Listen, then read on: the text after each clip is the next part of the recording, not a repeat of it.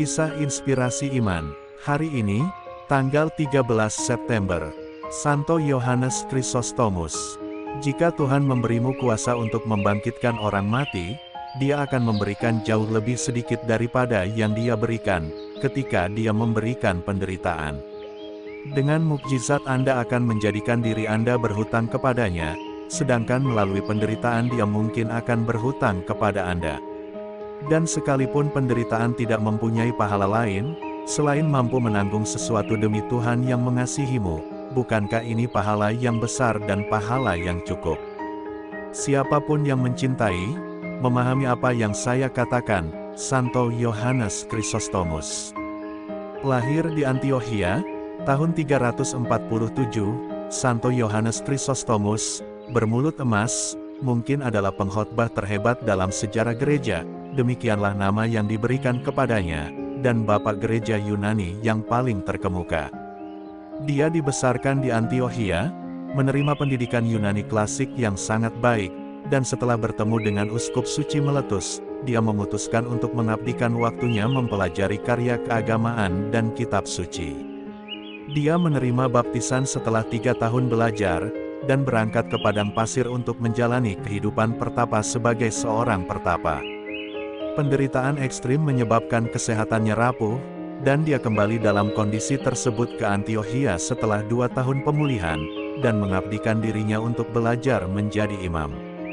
Ia ditahbiskan pada tahun 386 dan bertugas di Katedral Antiokhia selama 12 tahun, mendapatkan ketenaran luas, karena khotbahnya yang agung.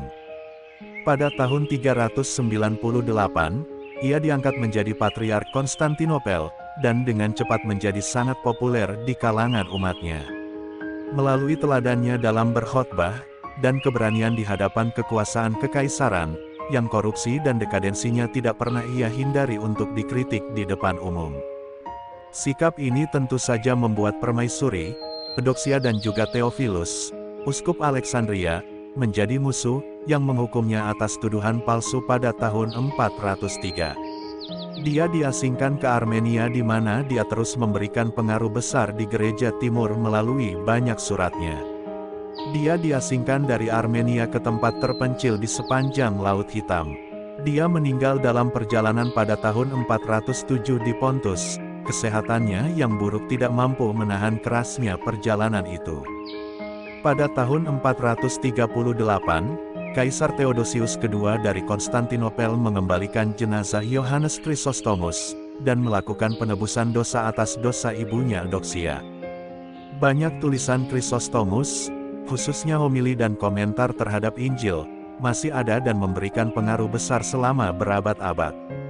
Ketika kamu berada di depan altar tempat Kristus beristirahat, kamu tidak boleh lagi berpikir bahwa kamu berada di antara manusia, tetapi percayalah bahwa ada pasukan malaikat dan malaikat agung yang berdiri di sampingmu, dan gemetar penuh hormat di hadapan penguasa langit dan bumi yang berdaulat.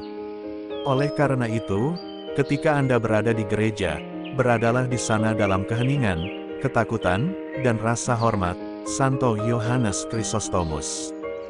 Santo Yohanes Chrysostomus, doakanlah kami. MAP TV Channel.